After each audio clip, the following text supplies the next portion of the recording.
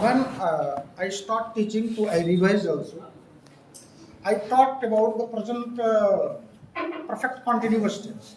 All the parts of the present tense, like present definite, present continuous, present perfect, continuous. 4 parts of the present tense finished. Now we are going to study past tense. 4 parts of the past also: past indefinite, past continuous, past perfect, past perfect. The identification of the sentence, past indefinite का पहचान क्या है? जिस वाक्य के अंत में था, थी, थे, गया, आया, खाया, पिया आदि आने तथा कार्य का भूतकाल में घटित होना पाया जाए, उसे हम पास्ट इंडेफिनिट टेंस कहते हैं। अब इसके बनाने का नियम very easy but a little attentive. बहुत आसान है लेकिन थोड़ा सा ध्यान देंगे तब, क्योंकि क्रिया का परिवर्तन हो जाता है। जब अफर्मेटिव सेंटेंस बनाएंगे तो इसमें क्रिया का सेकंड फॉर्म लगता है, subject plus V2 plus object, ठीक ना? क्रिया का जैसे वो है तो वो वेंट हो जाएगा, टीच है तो टॉट हो जाएगा, तो क्रिया का फॉर्म्स भी जानना जरूरी है। निगेटिव में क्या हो जाता है? डिड नॉट, और डिड नॉट जब आएगा तो उसके बाद क्रिया का कौन सा फॉर्म होगा? फर्स्ट। ये ध्यान रखो। अभी नहीं, बहुत लोग डिड के बाद जो है समझते हैं नहीं, वहाँ तो डू और डज है, तो ऑलरेडी वो उसका फर्स्ट रूप है, फर्स्ट फॉर्म है। यहाँ पास्ट का सेकेंड फॉर्म जब डिड सहायक क्रिया के रूप में आ रहा है तो आगे की जो मुख्य क्रिया होगी वो क्या होगी? एक वचन, फर्स्ट फॉर्म की। तो जिसे वह नहीं गया तो ही डिड नॉट गो। और दूसरी चीज इंट्रोगेटिव होगा तो डिड पहले आ जाएगा। सारा सूत्र वही है। पहचान आप लिख सकते हैं इस वाक्य के अंत में था, थी, गया, आया, खाया, पिया आदि आया, उसे हम पास्ट इंडेफिनिट टेंस करते हैं। समझ में आप अपनी समझदारी लिख सकते हैं। अब इसके अफर्मेटिव स्टार्ट बनाने का नियम, affirmative sentence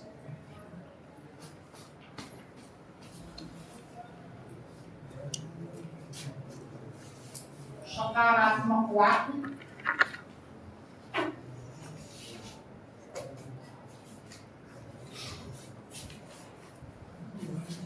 structure,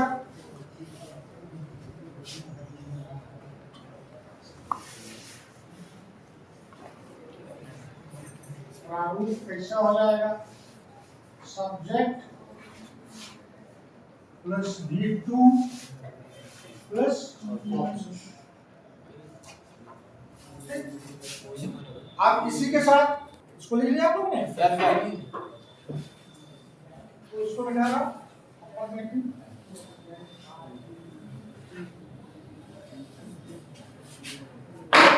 negative sentence.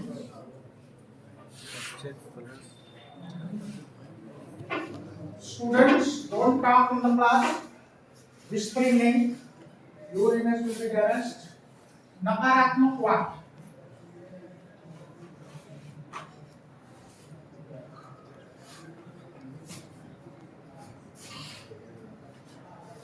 Structure इसका हो जाएगा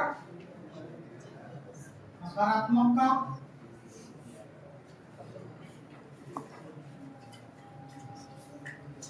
subject plus did plus not plus V1। ध्यान देना है, डिड के बाद नॉट के बाद V1 आएगा प्लस ऑब्जेक्ट।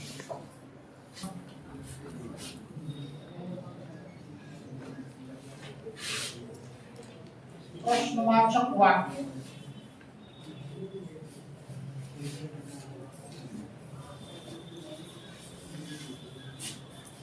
इसका स्ट्रक्चर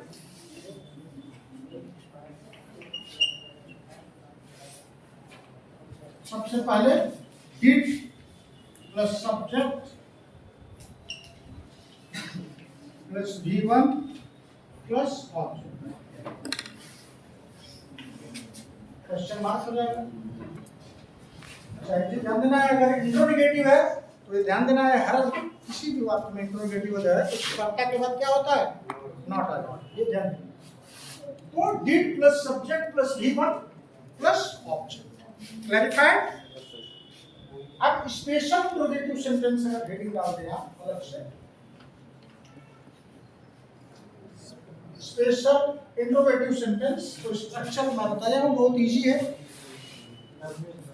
बस थोड़ा सा संशोधन कर देना है। यहाँ हो जाएगा क्वेश्चन वर्ड, क्वेश्चन वर्ड मैंने प्रश्नसूचक शब्द जो है वाई वेन व्हाट वेयर ना, प्लस डॉट डॉट डॉट। हाँ, जब हु आएगा, हु जो इंट्रोगेटिव, क्योंकि सब्जेक्टिव प्रोनाउन हो जाता है हु, तो who taught you, who brought you, all this thing, तो वहां तो प्रोनाउन सिंगुलर यहाँ सिंगुलर प्लूरल में डिफरेंस नहीं है। यहाँ सिंगुलर हो या प्लूरल हो, सबके साथ क्या लगेगा, ये ध्यान रखना। यहाँ सिंगुलर और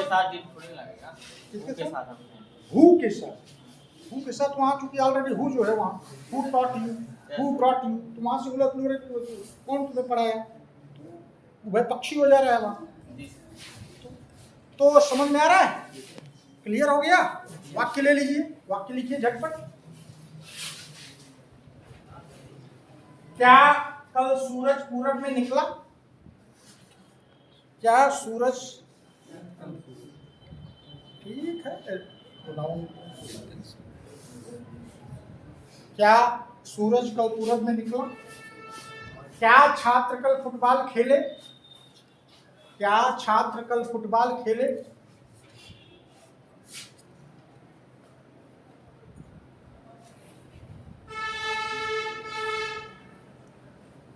क्या कल हम पतंग उड़ाए?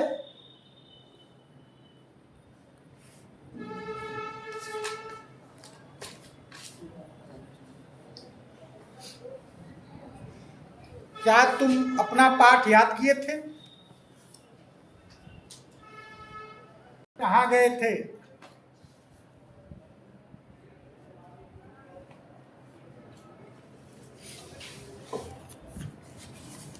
तुम कल कैसे विद्यालय आए?